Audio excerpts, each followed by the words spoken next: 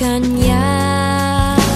At sana'y nakikinig siya, naaalala kaya niya ang love song namin noon, naniluma na ng panahon.